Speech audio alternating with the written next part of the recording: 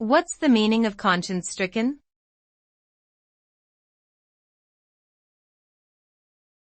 Conscience-stricken.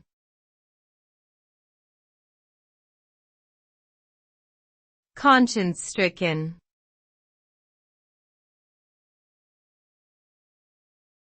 Conscience-stricken.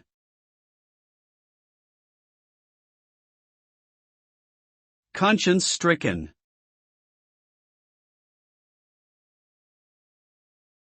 Conscience-stricken is an adjective used to describe someone who feels guilty or remorseful about something they have done.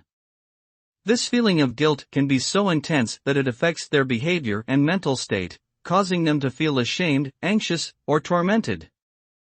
The result of being conscience-stricken can vary, depending on the severity of the situation and the individual's ability to cope with their emotions.